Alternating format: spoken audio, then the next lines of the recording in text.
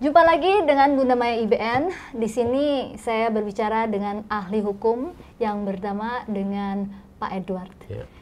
Ya, terima kasih. Gini, Pak Edward. Iya, siap.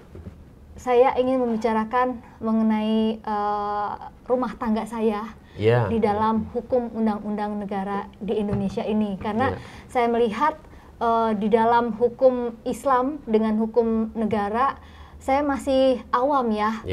Kebanyakan orang mengatakan bahwa kalau perempuan sudah ditalak artinya sudah cerai dan suami bisa menikah. Seperti itu. Jadi apakah benar seperti itu atau bagaimana pada umumnya? Oke, baik, kita melihat dari aspek hukum ya. Mungkin kita letakkan dulu tentang kedudukan rumah tangga itu menurut hukum ya. Yang pertama, kalau di dalam hukum positif kita kan telah diatur berdasarkan Undang-Undang Nomor 1 Tahun 1974 ya, bahwa di sana sudah ada ditentukan tentang perkawinan itu sendiri adalah pasangan suami istri yang membentuk suatu rumah tangga yang tujuannya adalah untuk mewujudkan suatu kebahagiaan lah ya di antara pasangan tadi begitu. Lalu kalau kita berbicara dari perspektif hukum agama, dalam peradilan agama juga telah diatur di dalam Undang-Undang Nomor 7/1989 tentang peradilan agama ya. Di sana juga sudah diatur dalam mekanisme suatu perahara rumah tangga itu yang harus diajukan melalui suatu proses hukum begitu. Lalu kita berbicara dalam konteks kompilasi hukum Islam. Kompilasi hukum Islam juga sudah memberikan banyak sekali pesan-pesan, baik itu melalui kompilasi hukum itu Islam itu sendiri dan juga termasuk dari mungkin versi Islam kita sebut dari sisi Al-Quran ya, termasuk fikih lah ya kalau di dalam Islam gitu. Sehingga kalau berbicara tadi mengenai mengenai talak ya, di talak itu kan kalau di dalam Islam itu kan talak itu harus dilakukan dalam konteks pertama itu harus diselenggarakan di muka pengadilan sesuai dengan ketentuan sistem peradilan agama begitu. Dan sistem talak itu harus dilangsungkan dalam mungkin 3 kali yang diatur ya di dalam ketentuan undang-undang peradilan agama tadi seperti itu. Jadi artinya kalau tadi menyatakan apakah ditalak tadi begitu ya, sudah dia bisa menikah begitu? Ya, tadi. Kalau yang saya dengar ya, kalau suami sudah mentalak istri, berarti ya suami udah bisa menikah. Oh enggak bisa juga, karena itu tadi kita bilang kalau di dalam sistem peradilan agama itu kan talak itu harus melalui suatu proses ya. Itu tadi yang kita bilang ada talak 1, talak 2 dan talak 3 itu tadi. Mungkin kalau bila mana itu syarat-syarat itu sudah dijalankan dan melalui suatu putusan pengadilan barulah dikatakan itu. Itu pun ada dikenal di dalam istilah Islam itu, istilah peradilan agama itu waktu tunggu dulu, kayak begitu istilahnya. Seperti itu. Menikah siri maksud saya. Jadi setelah cerai ditalak terus lelaki ingin menikah siri. Yang sering terjadi adalah menikah siri. Itu memang bicara menikah siri memang kita tidak bisa pungkiri dalam konteks hukum agama Islam kan diakui secara hukum agama seperti itu ya. Tetapi apakah itu sah menurut hukum positif kita? Tidak. Karena kembali lagi bahwa perkawinan itu harus tunduk pada hukum positif, yaitu Undang-Undang Undang-Undang Nomor 1/1974 tadi seperti itu. Nah, poinnya seperti itu saya rasa kalau kita bicara dari landasan-landasan hukumnya seperti itu. Gitu. Saya mau bicara tentang pernikahan saya nih Pak ya. Jadi pertama saya kenal dengan suami saya, memang kami udah tinggal bersama ya, memang tanpa pernikahan ikatan pernikahan. Tanpa ikatan pernikahan. Waktu itu ya kami ya karena ada rasa bahagia dan walaupun ada perselisihan pendapat gitu ya, tapi kami menatanya dengan bahagia gitu ya. sampai di mana kami memutuskan untuk menikah. Itu pun dalam kondisi sebenarnya waktu itu kami masih ada gimana, dalam kondisi apakah bisakah saya pribadi diterima di keluarganya suami saya, dikarenakan pada saat itu saya khawatir dengan adanya pernah ada operasi, terus saya tidak menghasilkan keturunan. Saya tanya kepada suami saya, bagaimana kalau sampai saya tidak punya anak? Nah, suami saya bilang, saya mencintai kamu bukan untuk mencari keturunan, tetapi saya mencintai kamu apa adanya, gitu kan? Nah, ada satu lagi di sini. Ketika diajak menikah dalam kondisi waktu itu suami saya bicara bahwa tentang keluarga saya tuh sedang berduka yang sangat mendalam. Waktu itu kan memang suami saya baru aja kehilangan adiknya yang dia sangat sayangin. Nah, waktu kehilangan seperti itu memang keluarganya sangat berduka. Suami saya ingin membahagiakan keluarganya dengan cara ya mungkin menikah. Pernikahan tadi Dengan konsep seperti itu, saya juga ketakutan bahwa akankah saya nanti diterima. Ternyata setelah suami saya bicara dengan keluarganya,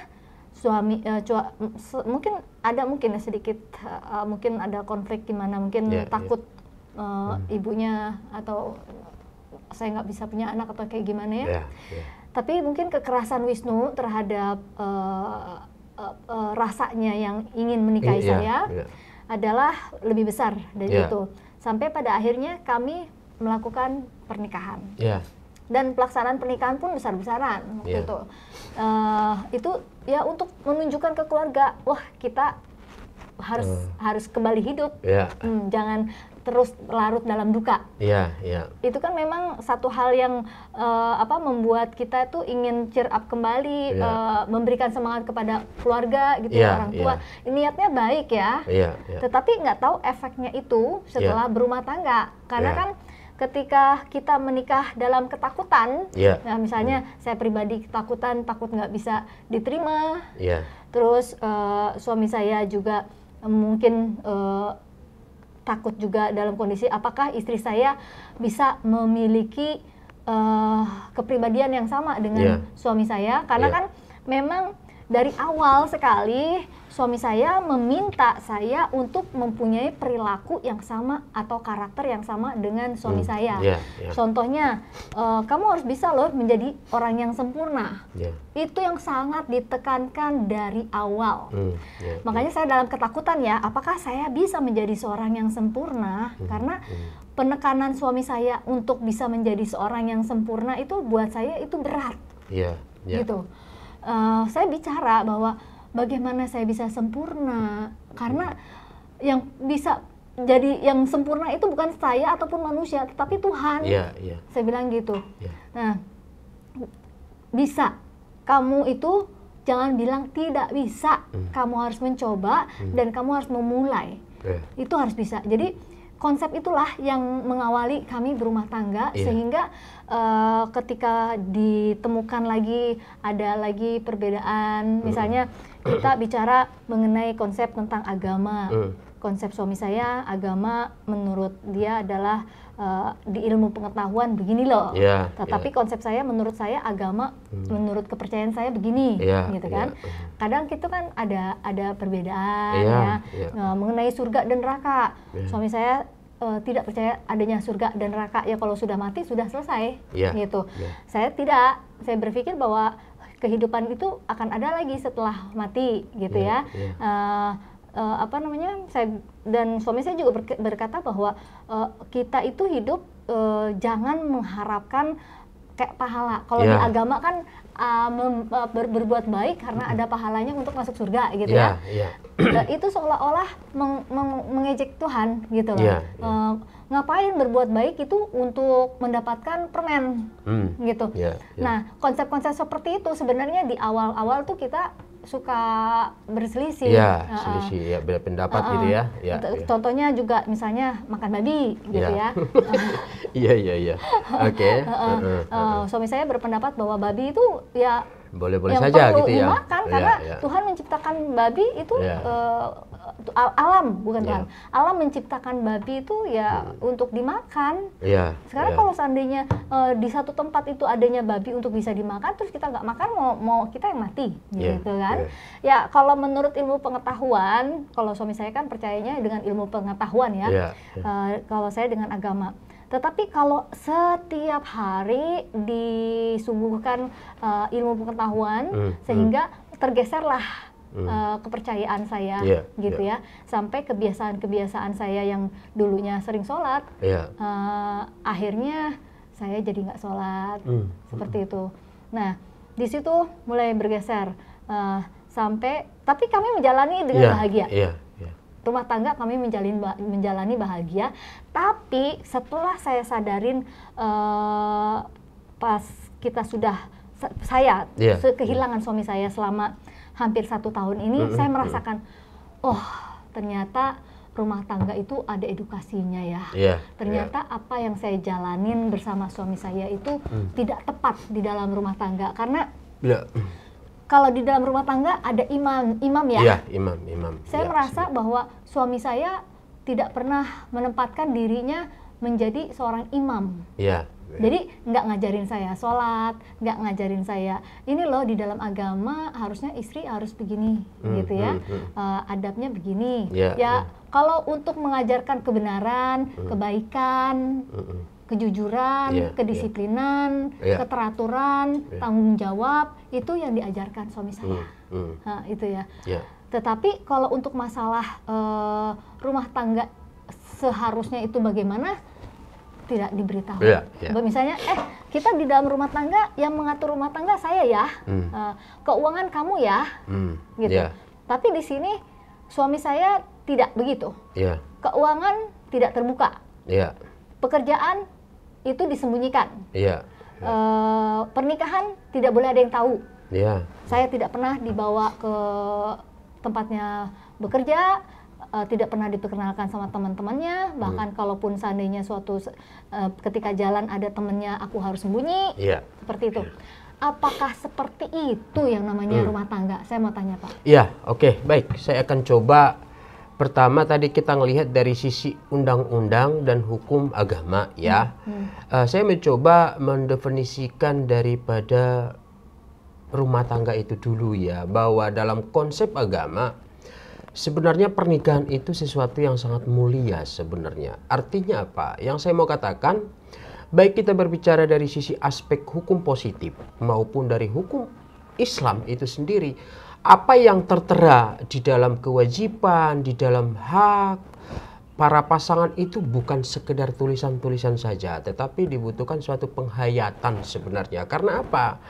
Kembali lagi kalau di dalam Al-Quran, kalau nggak salah ya, dikatakan contoh tujuan pernikahan itu kan sudah diatur di dalam ada sejenis surat, kalau nggak salah di surat An-Nisa lah ya, kalau nggak salah itu di pasal berapa? 34 kalau nggak salah itu. Ada di situ penegasan tentang bagaimana rumah tangga itu mewujudkan kebahagiaan dulu. Gitu loh. Kebahagiaan ini ditanamkan berdasarkan ajaran-ajaran yang sudah ditetapkan oleh kitab suci itu tadi. Islam kita katakan. Lalu dihubungkan terhadap hukum positif. Undang-Undang nomor 1 1974 tentang perkawinan itu juga hal yang sama dipesankan, bagaimana para pasangan ini bisa mewujudkan kebahagiaan di dalam rumah tangga itu. Jadi rumah tangga itu sebenarnya bukan sesuatu yang dilandaskan pada syarat-syarat tertentu, hanya satu sebenarnya, bagaimana pasangan seorang perempuan dan laki-laki menciptakan suatu kesepahaman membangun suatu bahtera rumah tangga seperti itu. Jadi itu butuh satu penghayatan yang serius, tidak main-main. Kalau menurut saya seperti itu. Sehingga kalaupun dikatakan tadi cerita dari si ibu lah saya sebut ya, ada tadi latar belakang karena ada suatu peristiwa dalam satu keluarga, lalu muncul sebuah bahasa-bahasa yang menyatakan sejenis memberikan gambaran semangat. Dan saya rasa kalau kita uji berdasarkan daripada undang-undang perkawinan dan apa yang diamanatkan agama, ada satu lagi yang terpenting saya rasa di dalam konteks Islam itu adalah mengenai fikih itu tadi ya. Fikih ini adalah sesuatu penyadaran di dalam setiap umat atau agama yang memeluk itu tadi harus dengan akal sehat. Gak bisa sesuatu yang bertentangan dengan itu begitu. Apa yang disebut akal sehat itu adalah yang sepadan dengan apa yang dituangkan di dalam kitab suci atau Al-Quran itu tadi kayak begitu. Bila mana hanya direkayasa berdasarkan pikiran tetapi tidak diukur berdasarkan apa yang ditulis di dalam kitab suci atau Al-Quran itu sendiri, ini saya rasa tidak pada tujuan daripada yang diamanatkan agama itu tadi seperti itu loh. Tidak kena kayak gitu. Ya kan? Tetapi itulah dunia ini. Dunia ini kan akan mengekspresikan kehidupan ini dengan berbagai perspektif. Oh, orang bilang, oh karena mungkin ada ini, ada itu, saya lalu merasakan suatu kebahagiaan seperti itu. Tetapi lupa, ya kan dia lupa bahwa ada suatu pesan dari sisi agama itu tadi yang menjadi yang menjadi tolak ukur dari semua kebahagiaan tadi, harus tetap ke situ kita gitu loh. Kalau saya lihat kita bicara khusus tentang pernikahan dalam konteks Islam, saya rasa sih yang saya lihat hanya 3 itu tadi, kompilasi hukum Islam, Al-Quran itu sendiri sama fikih itu, yang 3 itu pedomannya kalau kita berbicara dalam konteks pernikahan dari sisi agama Islam seperti itu loh. Lalu selebihnya nanti akan diperkuat berdasarkan sistem peradilan. Nah, lalu yang terakhir tadi kita bicara tentang undang-undang perkawinan, yaitu adalah hukum positif kayak begitu. Jadi artinya semua kerangka, lagi-lagi saya coba menggarisbawahi, kalaulah kita sebagai orang yang percaya Tuhan, memeluk suatu agama itu tadi, ya satu yang menjadi catatan saya bahwa semua lembaga tertinggi di dunia di dalam kehidupan ini menurut saya adalah rumah tangga itu tadi.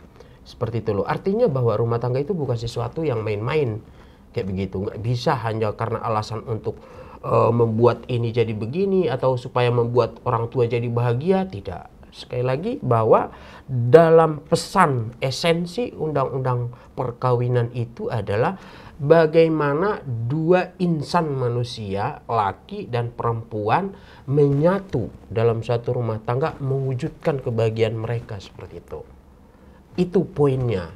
Di luar itu silahkan orang mungkin berbicara tentang suatu pencapaian berbentuk materi, ya, atau mungkin dalam berbentuk uang, atau dalam bentuk pemikiran, atau dalam bentuk yang lain. Itu saya kira itu harus tetap dipedomani pada agama tadi. Lalu itu hanya bonus menurut saya, gitu loh. Kalau kita bicara substansi ya daripada rumah tangga tadi seperti itu. Nah, maka dengan itu siapapun saya rasa kalau kita berbicara rumah tangga, tidak terkecuali baik itu laki, baik itu perempuan, memiliki tanggung jawab yang sangat besar. Gitu. Ya, sangat besar.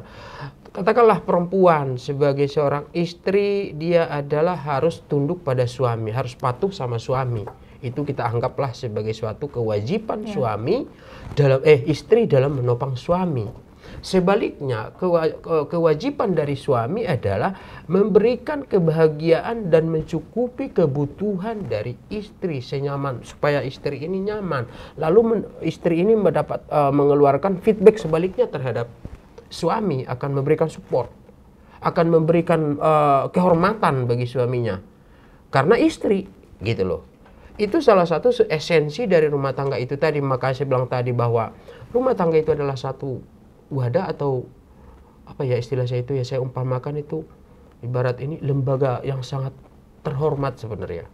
Mungkin saya sih menggambarkan seperti itu gitu.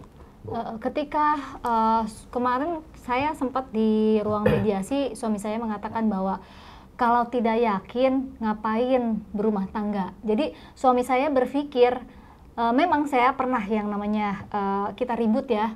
Kita ribut itu kan kadang perempuan itu nggak terkontrol ya. Suami terus selalu bilang, saya tuh tidak bahagia dengan kamu, saya tuh tidak bahagia sama kamu, gitu kan. Sampai akhirnya saya bilang, saya juga menikah sama kamu bukan karena cinta. Nah, ternyata ucapan saya terekam di benak suami saya, sampai mungkin itu menjadi satu kebencian ya, penyesalan. Nah, suami saya kemarin bicara bahwa untuk apa kalau seandainya tidak yakin kamu menikah dengan saya, gitu. Karena saya buang-buang waktu menikah dengan kamu. Padahal saya menjalani hidup dengan suami saya itu udah 23 tahun. Kalau saya tidak mencintai suami saya, untuk apa saya menjalankan seperti itu? Untuk apa saya rela disembunyikan? Saya dukung suami saya ketika minta untuk disembunyikan pernikahannya. Apa nggak sakit kalau seandainya pernikahan yang kita bangun dengan kondisi biaya cukup mahal, akhirnya hanya untuk disembunyikan? Nah, seperti itu apakah dibenarkan, Pak? Ya, saya sih melihat gini ya, Bu ya, dalam konteks tadi relasi antara suami dan istri. Memang itulah yang saya bilang tadi, bahwa pendidikan dalam rumah tangga atau dalam keluarga itu ada istilah mengatakan itu adalah pendidikan tertinggi dan termahal, tidak akan pernah lulus sepanjang hidup, sepanjang hayat. Artinya apa? Masalah perbedaan sudut pandang itu, kalau kita lihat dari sisi, kalau kita menjaga marwah kehormatan rumah tangga itu adalah sebuah pendidikan real sebenarnya. Lalu antara perempuan dan laki-laki dari waktu ke waktu akan terjadi sebuah namanya perbedaan-perbedaan itu sebagai proses sebenarnya, kayak begitu. Nah, memang kalau idealnya di dalam rumah tangga itu kan selalu ditekankan, kalau lagi ada seseorang yang marah, bagusnya ya adalah yang mengalah. Itu idealnya menurut para orang-orang yang lebih menghayati atau mendalami tentang rumah tangga tadi. Mungkin laki-laki lagi marah, mungkin ya perempuan bisa sedikit mengendalikan diri, atau begitu juga sebaliknya. Itulah pendidikan itu dalam rumah tangga itu, dan dipastikan itu bakalan terjadi.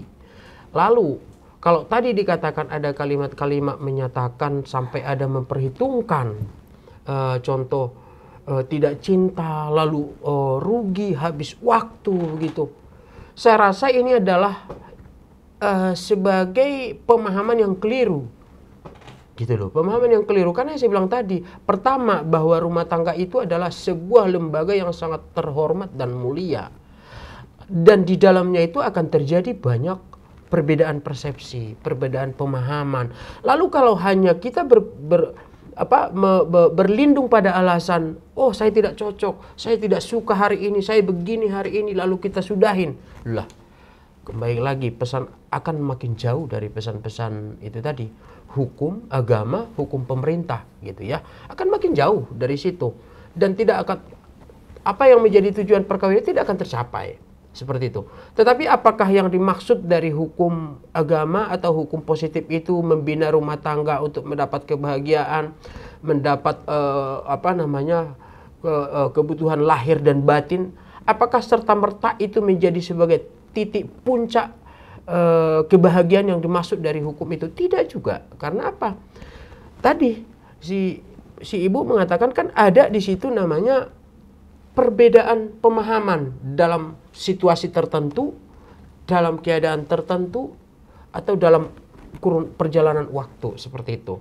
Sehingga saya rasa itu tidak, keliru besar kalau orang lantas hanya karena alasan, saya mungkin saya memberikan satu support ya terhadap semua orang memahami tentang rumah tangga tadi, hanya beralasan bicara tidak suka, bicara tidak tidak bahagia. Tetapi ayo kita flashback ke belakang. Saya pastikan semua rumah tangga itu dimulai dari sebuah namanya rasa sayang, rasa cinta, lalu seperti yang dikatakan tadi, ketika melangsungkan pernikahan itu sampai ada orang jor-joran mau membiayain besar. Apa artinya? Itu adalah interpretasi cinta tadi, sayang tadi. Lantas berjalan sekian lama kok berubah? Ya itu kan? Ya enggak. Saya rasa sih kalau kita berbicara menjaga marwah dan kehormatan rumah tangga itu tidak tepat. Menurut saya sangat tidak tepat. Begitu. Tapi ada orang juga saya dengar kadang-kadang namanya manusia kayak begitu. Sekalipun manusia, apalagi kalau di dalam Islam sih saya rasa sih ruang-ruang berbicara, ruang-ruang apa istilahnya itu ya, nilai-nilai agama itu cukup lengkap memberikan kepada para pihak bila terjadi suatu komunikasi dan tetap kiblatnya ke kaidah-kaidah agama tadi. Sangat banyak. Kalau saya jujur saya katakan dalam konteks perkawinan agama Islam itu menurut saya sangat memberikan suatu bimbingan yang sangat terbuka sebenarnya kalau menurut saya. Kalau tadi kita bilang menjaga kehormatan itu lalu terjadi relasi komunikasi yang baik, lalu ada suatu ruang berbicara bagaimana kita menyampaikan persoalan-persoalan itu tadi di dalam perkawinan agama undang-undang kompilasi hukum Islam itu sangat lengkap loh. Sangat lengkap, bisa dibicarakan banyak hal di situ. Tapi kembali tadi, saya sih hanya menyimpulkan coba sampai detik pembicaraan yang tadi Ibu sampaikan belum ditemukan suatu ini mungkin lebih kepada suatu titik sikap ya bagaimana relasi komunikasi itu bisa berjalan secara baik dulu, mungkin barangkali seperti itu yang saya lihat, sehingga nanti bisa kita akan secara otomatis mendapatkan kemudahan-kemudahan dalam mencari solusi dan menyamakan persepsi dalam hal saling koreksi satu sama lain, dan itu saya rasa itulah pendidikan tadi, pendidikan rumah tangga itu seperti itu. Ya. Sebenarnya sih gini ya, selama suami saya menghilang, itu kan yang namanya seorang istri pastinya ketika suami hilang mungkin histeris, mungkin nggak tahu bagaimana apa yang harus dilakukan. Yang pasti saya memang ya diatur di dalam sebuah, yang lucunya gini Pak, suami saya ingin bercerai dengan saya, tiba-tiba menghilang. Pada kejadian di 6 September 2023, suami saya bicara pada saya bahwa saya mau pergi berangkat kerja kayak biasanya ya. Cuma saya bilang, kok kamu nggak mandi? Agak bau nih gitu kan. Saya buru-buru lagi mau meeting gitu ya. Oh ya, saya juga sedikit kok buru-buru ya, nyari apa sebelum pergi memang seperti nyari-nyari, cuma saya nggak karena saya percaya sekali sama suami saya, akhirnya saya nggak pikirkan itu. Nah tiba-tiba saya tanya kan, pulang jam berapa Cinta gitu, nanti jam 12. Saya dipeluk, terus pergi seperti biasanya ya, dia nyium saya, pelukan. Saya pikir biasa ya. Nah tiba-tiba sekitar 10 menit ada yang telepon saya, ngasih tahu bahwa saya kuasa hukumnya Wisnu gitu ya, dan saya diminta untuk mengurus perceraian. Bagaimana kayak tidak meledak ya? Kaget lah ya. Saya baru bicara sama suami saya dikasih surat kuasa hukumnya, tanda tangan suami saya, lebih kaget lagi, gitu kan. Nah setelah itu saya telepon ke mertua saya, tanya tentang suami saya. Suami saya juga, mertua juga nggak tahu di mana suami saya. Terus saya pikir kan karena habis pergi 10 menit langsung nomor telepon hilang, nggak bisa dihubungin. Nomor telepon suami saya, nomor telepon supirnya nggak bisa dihubungin. Kan saya kaget ya dengan kondisi kayak gitu. Wah kok begitu caranya ya menghilang seperti itu gitu kan. Saya tadinya masih nggak yakin. Saya teleponin saudara-saudara saya gitu ya. Ini ada kejadian suamiku menghilang gitu. Tiba-tiba ada kejadian kayak gini-gini gitu kan. Kita tunggu aja 1 hari gitu ya. Coba cek baju-baju ada nggak. Ternyata baju udah tinggal, masih ada tapi tinggal sedikit gitu ya. Saya juga kok bisa begini ya caranya menghilang seperti itu. Ada beberapa kejadian di mana saya dalam kondisi sakit sampai bolak-balik masuk rumah sakit gitu ya. Di sini peran pengacara sangat berpengaruh terhadap komunikasi saya sama suami saya ini. Keberadaan suami saya yang mengetahui adalah pengacaranya. Kuncinya adalah pengacara. Pengacara saya padahal bilang ke saya tuh tidak berniat loh Bu untuk memisahkan ibu dari suami. Tetapi kenyataannya saya dipaksa untuk tanda tangan ngikutin proposal yang diajukan sama suami saya, gitu ya. Apakah cara menceraikan seorang istri adalah memaksa istrinya untuk mengikuti kemauannya dalam bentuk akta yang saya anggap bahwa akta itu adalah mengada-ngada, dalam arti memang di situ tertulis harta semua buat saya, gitu kan. Terus tapi di balik itu aturannya besar banget dan aturan-aturan itu membuat saya nggak mungkin Pak saya lakukan ini, gitu kan. Tetapi pengacara saya setelah komunikasi dengan pengacara suami saya, udah Bu, ini yang terbaik. Suami ibu udah tidak mencintai ibu. Daripada ibu mengemis meminta-minta cintanya atau ngemis untuk balik, mendingan udah ibu lupakan. Selesai saja. Ambil benefitnya yang ditawarkan itu. Saya bilang, nggak mungkin Pak. Kayak kita seperti itu, saya nggak percaya. Saya harus ketemu sama suami saya dulu. Nah, pengacara saya bilang bahwa Bu, nanti ibu pasti akan ketemu ketika mediasi. Kita bicarakan di situ. Jadi nggak berhenti sampai di sini, Bu. Gitu. Nanti saya akan lakukan lah untuk bisa bertemu dengan suami ibu, gitu kan. Di awal saya benar-benar nggak mau itu tanda tangan. Saya tanda tangan proposal tersebut itu ketika dalam kondisi saya masuk rumah sakit, nggak punya biaya obat untuk bisa membayar biaya rumah sakit tersebut, sampai akhirnya adik saya minta uang untuk biaya berobat. Pengacaranya bilang kalau mau tanda tangan akan dibayarkan. Itu bentuk pemaksaan atau tidak, Pak? Saya coba menyikapi dari sisi tadi dikatakan ada peranan pengacara. Memang kita berbicara dalam konteks hukum positif ini, memang peranan pengacara itu penting sekali lah ya. Tapi kita anggap, cuman sih saya menyoroti kasus seperti ini, saya anggap bahwa hubungan relasi masalah hukum rumah tangga itu, saya sebutlah itu, istilah saya itu hukum privasi lah ya, internal pasangan seperti itu ya. Nah, relasi daripada menyangkut tadi pengacara itu ya, saya juga kadang-kadang banyak menemukan, kayak contohnya begini, saya juga sempat agak sedikit terganggu dengan pola sistem mengenai perkara-perkara saya sebut ya, tentang peradilan agama lah ya, begitu ya. Karena saya anggap kadang-kadang ini mungkin menjadi satu pesan buat saya, dari saya pribadi, menggambarkan bagaimana kedudukan peradilan agama itu dalam hal memberikan kepastian hukum, terutama dalam konteks relasi rumah tangga ya. Ada banyak case yang menggambarkan kadang-kadang sebegitu dimudahkan, atau bahkan suatu proses itu hanya berpedoman pada suatu istilah. Memang betul ada termuat di dalam kaidah-kaidah atau aturan-aturan hukum Islam itu sendiri, bila sudah tidak suka, sudah tidak apa segala macam begitu, lalu bisa menceraikan. Tapi saya rasa gini, kehadiran negara dalam konteks ini, kedudukan peradilan agama itu sangat penting. Karena buat saya kalau kita mengacu kedudukan peradilan agama terhadap konstitusi, bahwa Indonesia, kita bicara dalam konteks hukum positifnya, mencita-citakan keluarga bahagia, keluarga sejahtera, keluarga yang harmonis, begitulah ya kalau hukum bilang.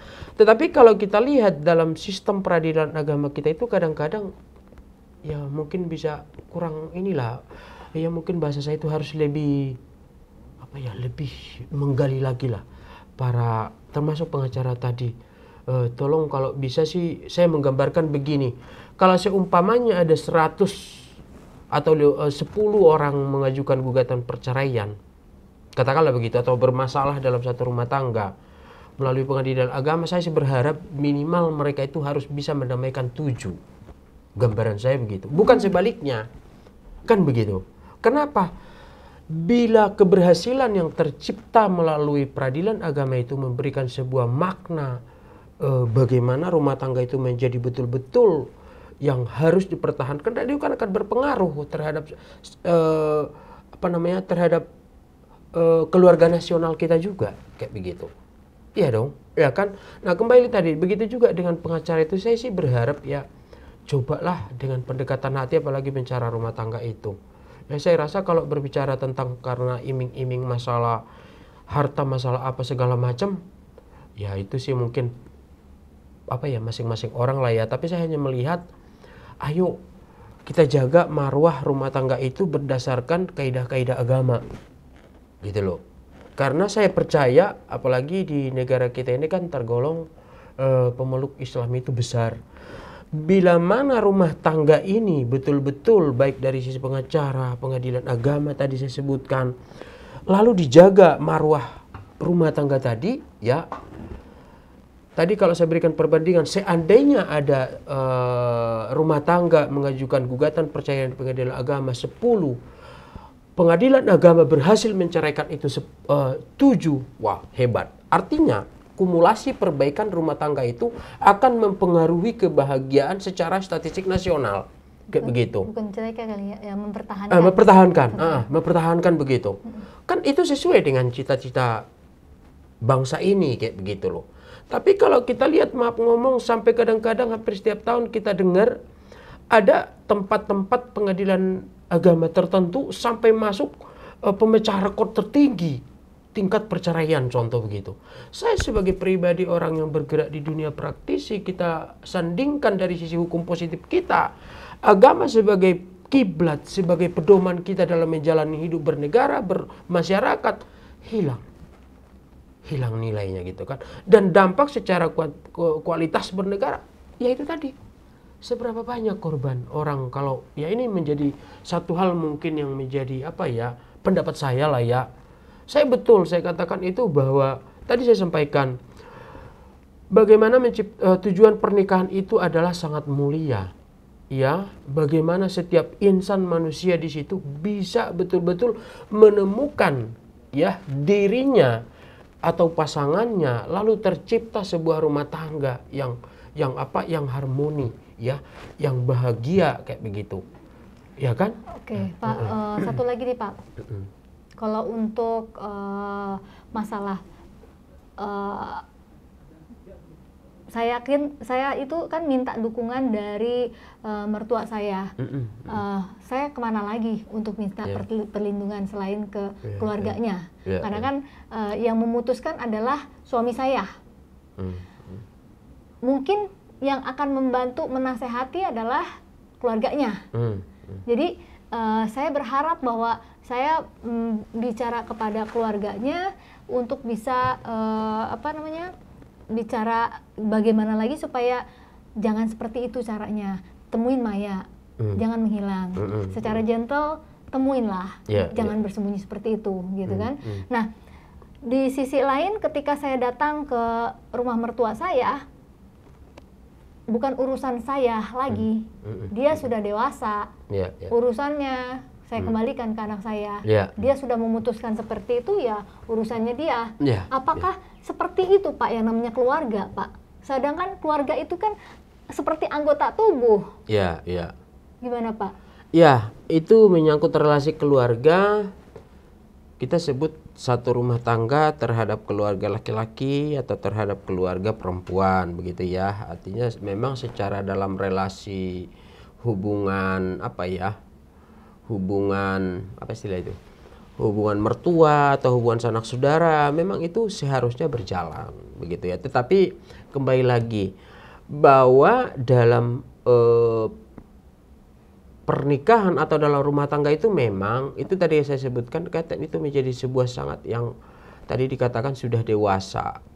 Tetapi dalam konteks meminta support sih sebenarnya normalnya itu baik, harus sebenarnya memberikan support. Tetapi kadang-kadang di dalam case atau beberapa persoalan tertentu ada orang memang seperti yang Ibu sampaikan tadi, ya sudah dikembalikan.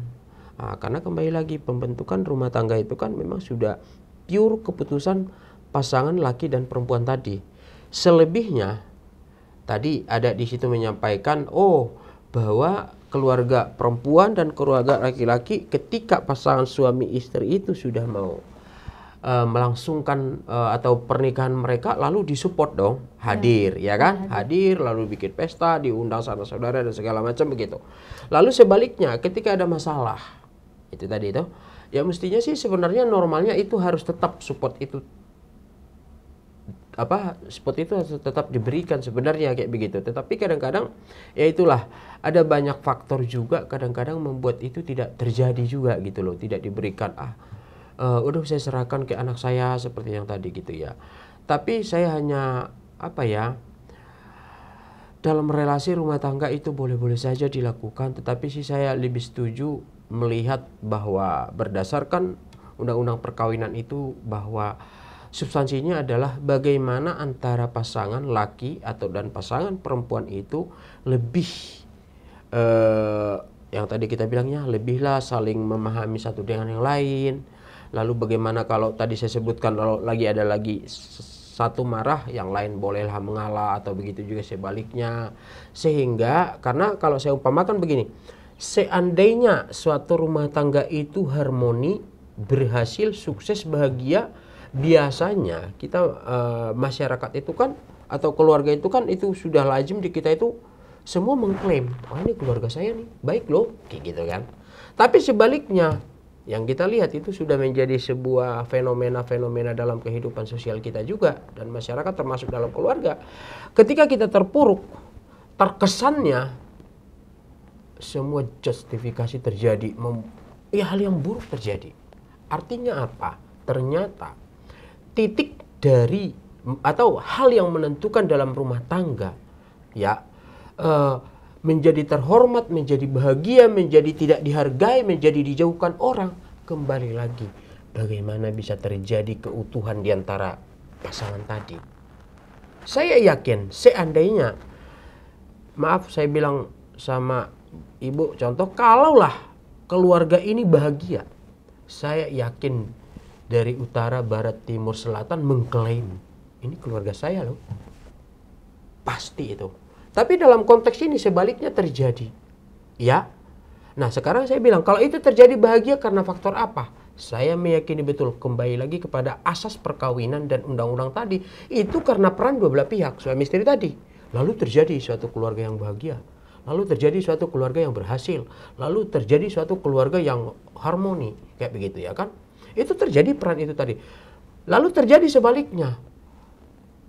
Tidak bahagia, katakanlah begitu, ada problem banyak, lalu semua orang menjauh, kan begitu ya, semua orang menjauh nih, katakanlah kita itu tadi saya sebutkan sudah menjadi lazim di masyarakat kita, termasuk dalam keluarga. Jangankan bicara masalah rumah tangga, masalah ekonomi juga kadang-kadang itu sering terjadi.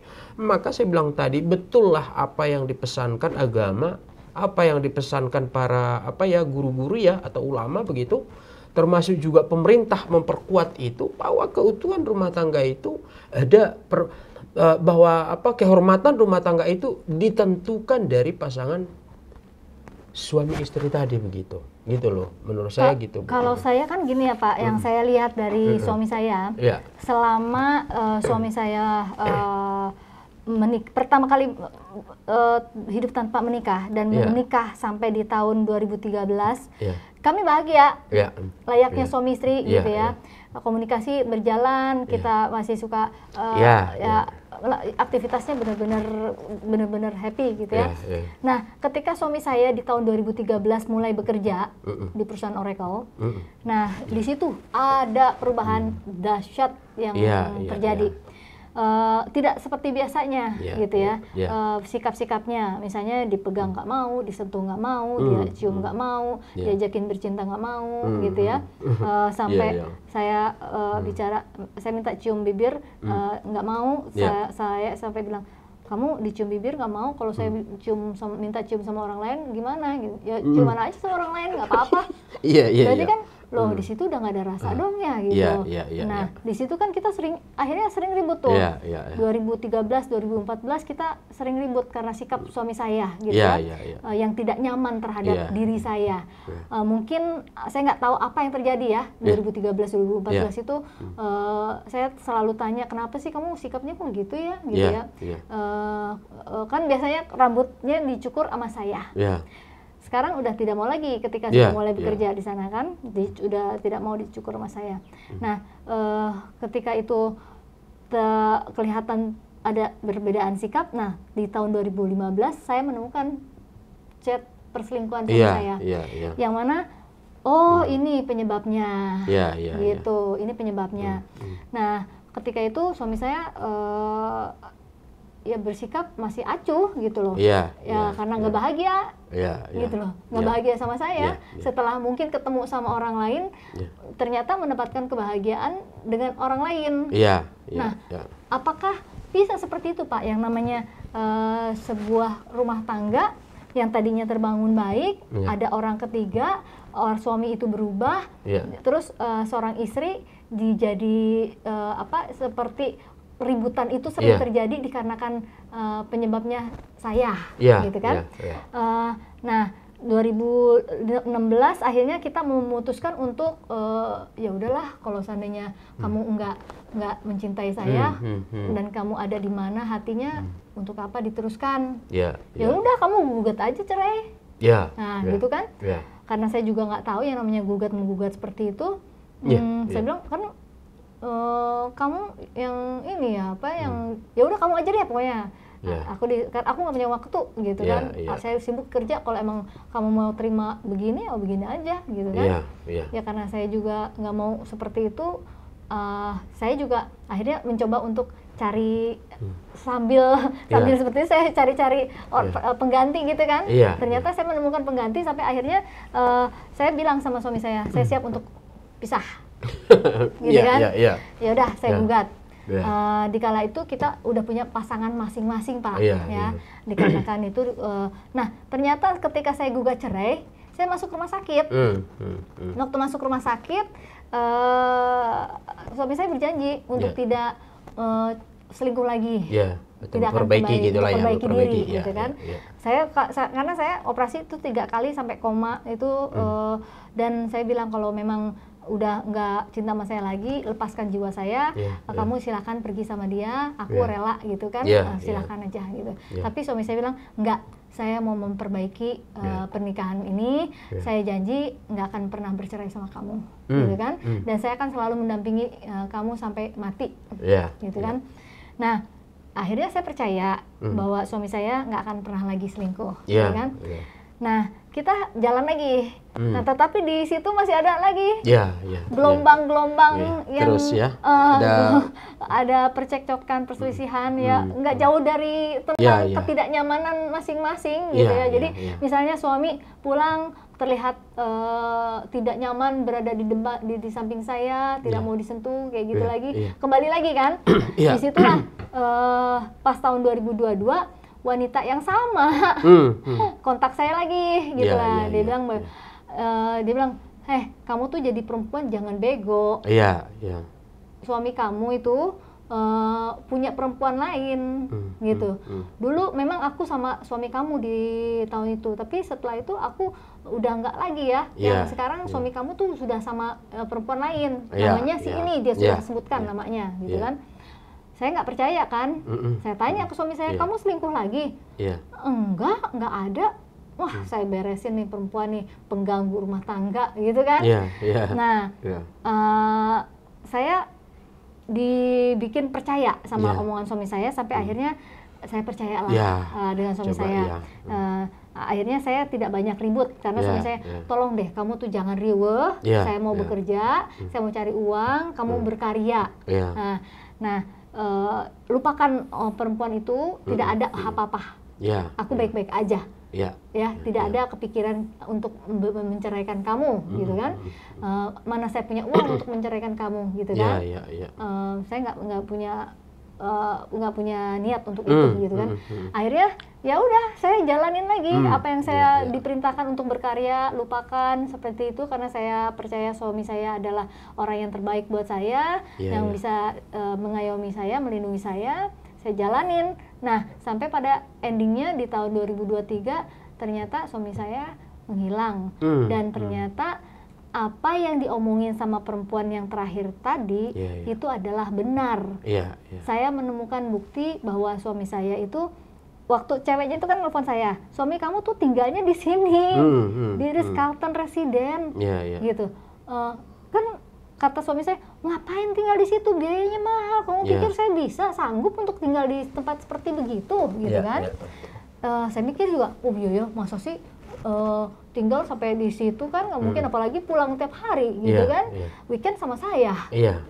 Ya udah, akhirnya saya percaya. Nah, pas menghilang saya menemukan bukti. Berarti kan ada kebohongan lagi di sini. Saya menemukan bukti-bukti yang saya anggap, kok ini bukan suami saya ya. Ada berubah gitu ya. Ditambah lagi dengan adanya akta, Pak. Kan Bapak tahu sendiri ya, isi akta itu juga menurut Bapak seorang suami menceraikan istri dengan sebuah akta yang isinya adalah sebuah, kalau saya bilang kayak permen ya. Lo kalau gue ceraiin, gue kasih permen gitu ya. Isinya menurut Bapak seperti itu nggak, Pak? Ya, itu sih terkait, ya tadi saya coba memberikan suatu pendapat ya. Tadi kita berbicara di awal ya. Satu hal yang menjadi, tadi kan kita berbicara tentang rumah tangga, tetapi ada suatu perjalanan di tahun 2013.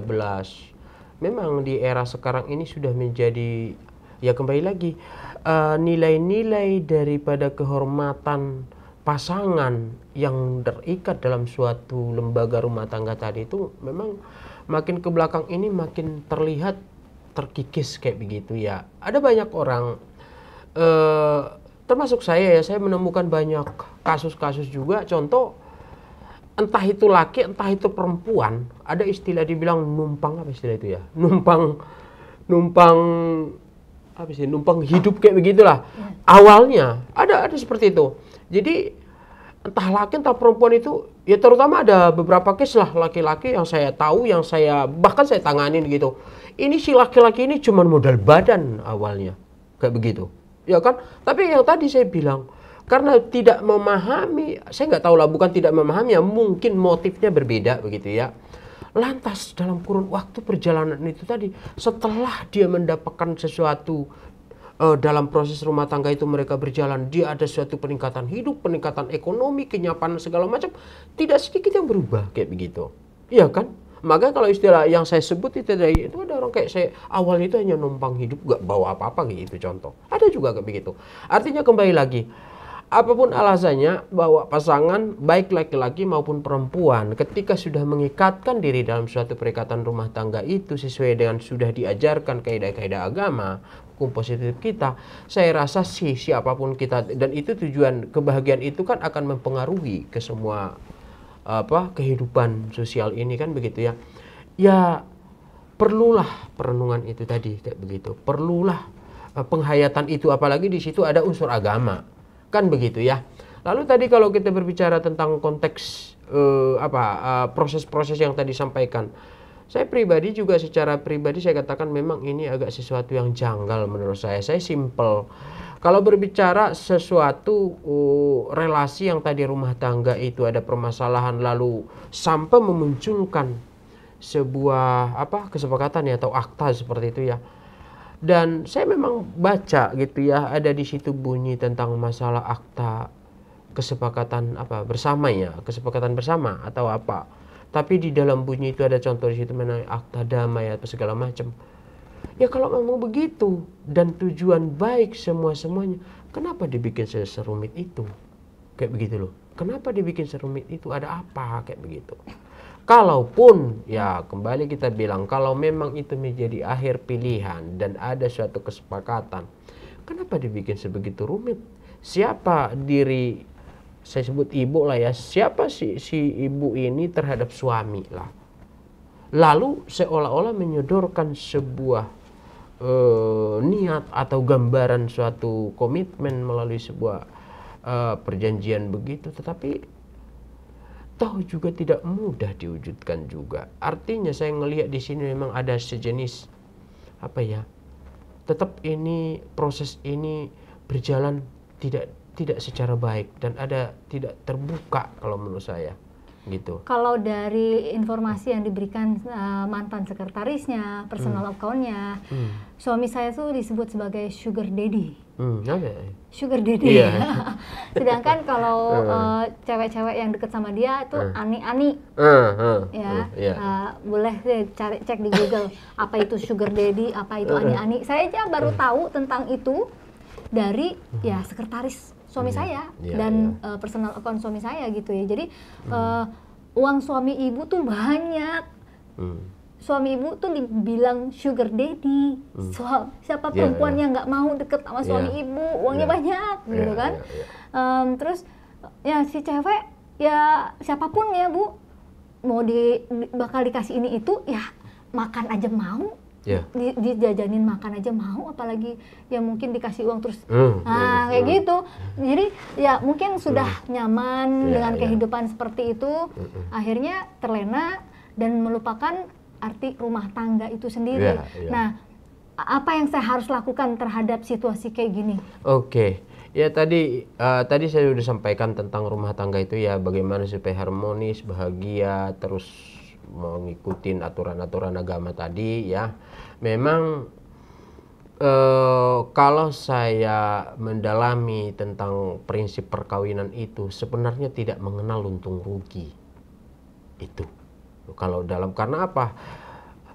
Dua insan manusia menjadi satu dalam rumah tangga itu kan perkawinan tadi ya. Mungkin kenapa jadi muncul tadi bahasa itu? Saya menggambarkan ada sesuatu yang yaitu tadi perbedaan yang di antara keluarga ini nih saya lihat gitu, Bu. Jadi akhirnya apa? Kalau tadi Ibu mengatakan apa yang harus dilakukan? Ya saya mungkin tadi saya bilang bahwa pendidikan rumah tangga itu adalah sepanjang hidup.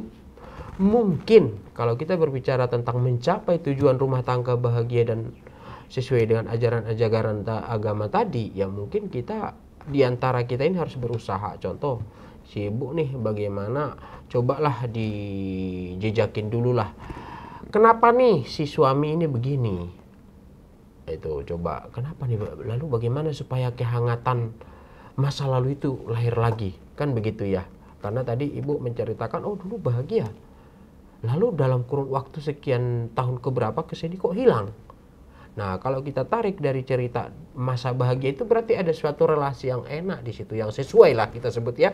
Sesuai dengan kedudukan rumah tangga, tujuan rumah tangga tadi, tapi sesudah itu hilang. Ada apa nih?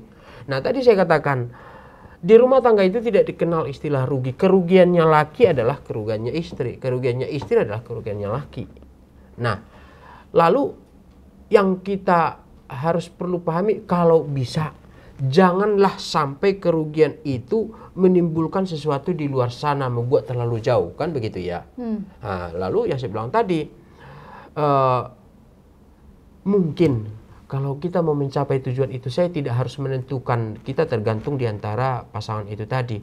Apakah kita mungkin harus berdarah-darah dulu mengalah untuk kurun waktu tertentu terhadap dia demi tercapainya suatu perubahan? Bisa saja. Atau sebaliknya, ada juga orang kadang-kadang ketika memahami kehormatan dan pentingnya pernikahan tadi, dia mengambil alih posisi yang mengalah kayak begitu, dengan tujuan supaya dalam kurun waktu tertentu muncul lagi kasih sayang yang pernah mereka punya tadi, keharmonisan yang pernah mereka nikmatin sebelum-sebelumnya. Mungkin itulah terus siklus rumah tangga itu silih berganti. Kalau bisa jangan sampai itu tadi ya, akhirnya sampai ada info-info yang kita dengar di luar sana, katakanlah entah suami entah istri jadi disebut dia dijulukin sebagai apa di sana. Artinya apa? Ada sesuatu sudah terlalu jauh, kan begitu ya. Sehingga saya bilang tadi, saya sih kalau memang kita mau dan kembali kepada kaidah-kaidah dan memahami makna perkawinan itu atau pernikahan itu tadi, saya tidak harus mengatakan atau si laki atau si perempuan, saya rasa sama. Saya juga sebagai suami atau mungkin ibu juga sebagai istri, tidak tertutup kemungkinan kalau memang kita konsisten mungkin untuk memulihkan hilangnya kebahagiaan sekian tahun itu, kalau memang kita harus kalau istilah saya itu mengalah dan memenuhi syarat-syarat untuk kita pulihkan, gitu loh kan ya. Tapi saya paham betul itu tidak mudah, gitu kan. Kalau buat saya pribadi ya, kalau saya melihat yang lalu, saya memang mengakui banyak kesalahan yang dilakukan oleh saya, dan mungkin suami saya juga dan saya sangat mau memperbaiki apapun itu ya. Apapun yang disyaratkan oleh suami saya masih bersedia untuk memperbaiki. Tetapi jangan lupa, saya juga suami ingin perbaiki. Nah, ini Pak, bagaimana nasihat yang bisa Bapak berikan kepada suami saya yang sudah hilang cintanya terhadap saya, sudah tidak merasa bahagia lagi terhadap pernikahan ini? Ya, Ya mungkin sih bukan dalam kapasitas nasihat ya. Kalau saya sih ngelihat kembali lagi bahwa saya mencoba mendudukkan bahwa pasangan suami istri sebenarnya sama. Saya tidak harus mengatakan entah suami yang harus mengalah atau istri yang harus mengalah. Yang penting di dua pihak ini bagaimana supaya tujuan awal itu terwujud, kan begitu ya. Tapi saya rasa beginilah. Kalau tadi menyatakan apa nasihat terhadap suami, ya saya juga seorang suami lah, istilah saya katakan begitu ya. Kalau bisa sih coba di flashback lagi ke belakang bagaimana. Saya rasa tidak, apalagi kita ini kan individu ya atau manusia. Kalau memang kita membuka hati dengan pikiran yang tenang, dengan ikhtiar juga gitu, tidak ada yang terlalu sukar sebenarnya. Kayak begitu, termasuk pada suami lah, saya bilang begitu ya. Saya pribadi juga Pak ingin mencari suami saya dengan cara apapun ya, dalam arti untuk mempertahankan rumah tangga ini, saya akan lakukan itu. Ketika dianggap itu salah, misalnya kamu kan udah nggak dicintai suami kamu, ngapain kamu memaksa cintanya suami saya? Kalau saya mempertahankan rumah tangga adalah sesuatu yang mulia buat saya. Tetapi suami saya pun akan berpikir bahwa ngapain aku udah gak bahagia, ngapain aku dipaksa. Cinta itu nggak bisa dipaksa, rasa itu nggak bisa dipaksa. Tetapi saya di sini bicara tanggung jawab kamu sebagai pelindung saya mana.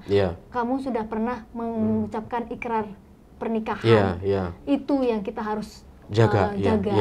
Nah, ketika itu nggak mau, saya harus gimana Pak?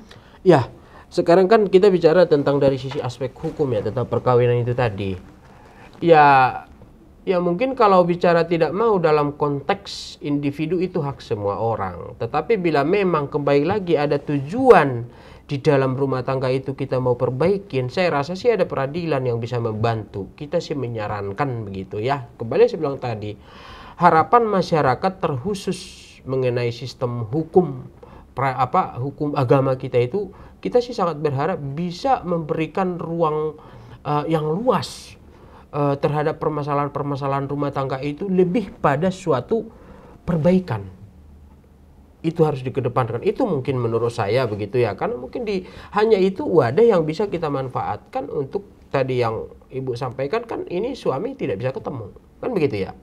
Lalu mungkin di ruang mana yang bisa kita membantu kita mempermudah itu, di ruang pengadilan mungkin ya, karena ruang hukum lah saya sebut ya, pengadilan, karena negara ada hadir untuk membantu itu tadi. Jadi pesannya, saya sih berharap contoh, kalau memang diantara setiap pasangan ini atau termasuk ibu lah secara khusus saya bilang, ada satu niat yang sangat betul-betul tulus dan komit untuk kembali memulihkan rumah tangga ini, ya saya rasa sih bisa dibantu melalui pengadilan agama kayak begitu. Contoh, tinggal kita ajukan kita mohonkan kepada pengadilan agama, tolong dibantu kami punya keluarga ini. Kami datang ke pengadilan agama ini, terutama sebagai istri secara khusus pengen bahwa rumah tangga kami ini akan lebih baik.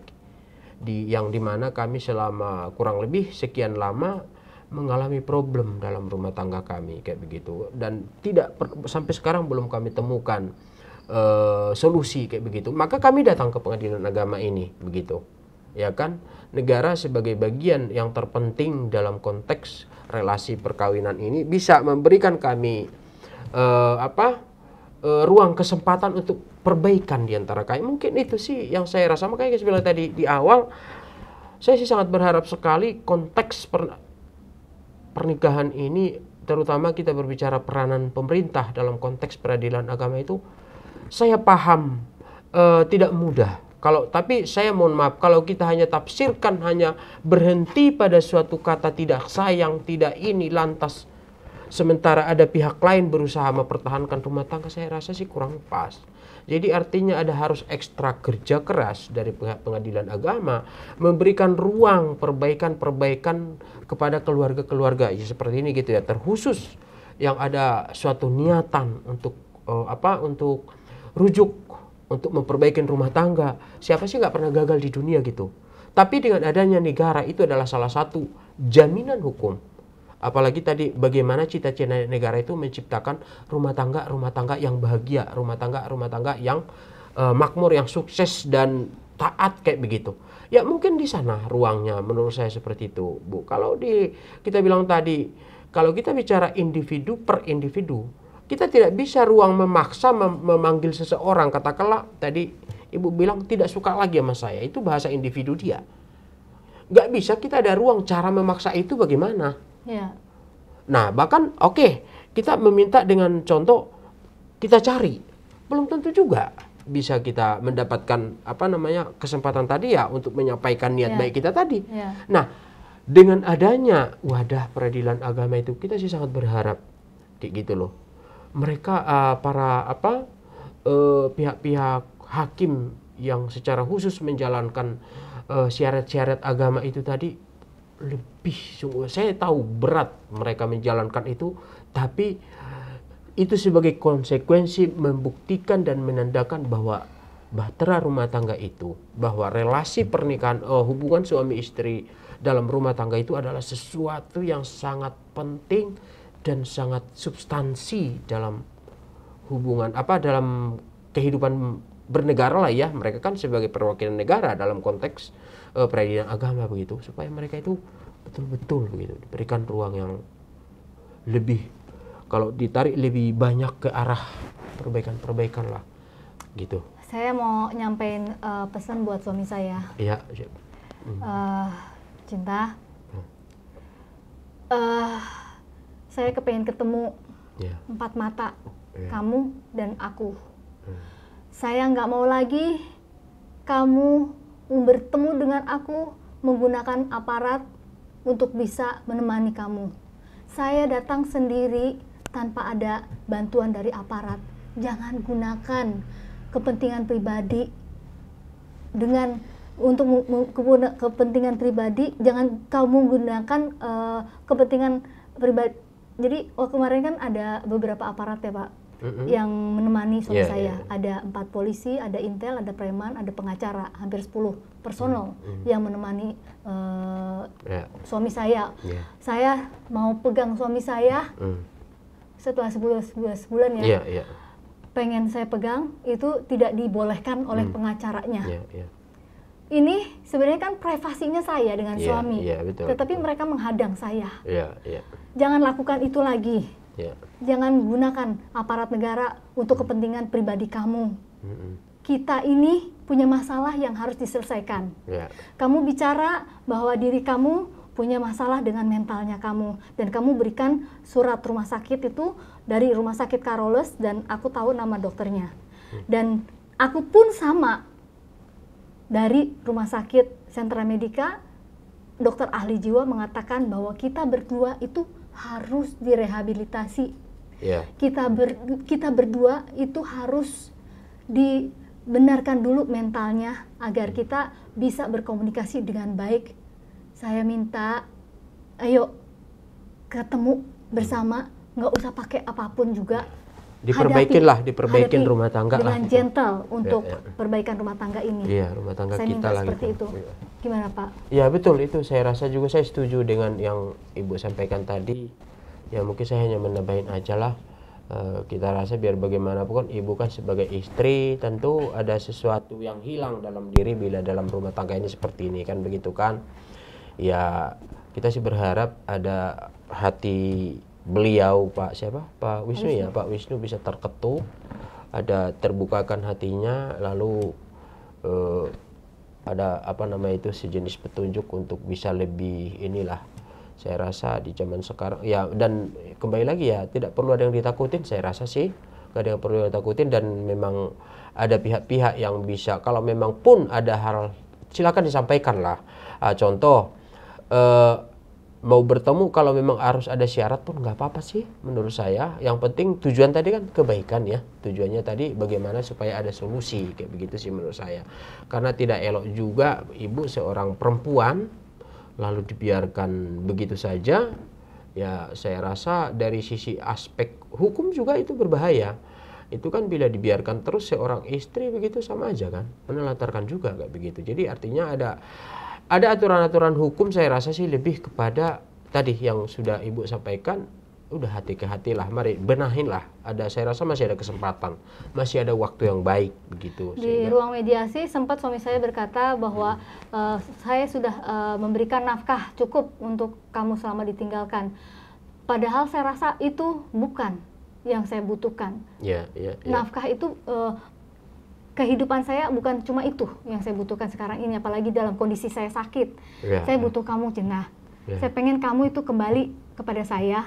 Walaupun kamu tidak mau tinggal sama saya, tapi datanglah dulu, ketemu dulu. Saya bersedia untuk memperbaiki semua ini. Apapun yang kamu minta, saya bersedia untuk memperbaiki semuanya. Kamu minta saya perbaiki karakter, saya akan lakukan. Kasih tahu caranya, akan saya lakukan. Saya rasa, iya, siap. Oke, sahabat Bunda Maya, IBN,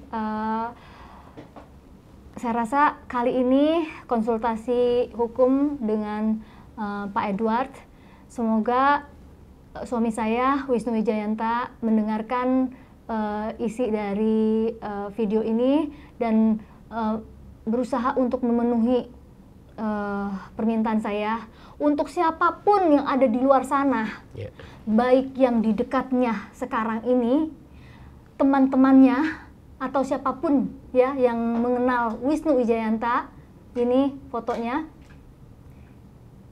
tolong sampaikan, perbaiki rumah tangga kami sebelum menceraikan. Oke, terima kasih. Sampai jumpa lagi. Terima kasih.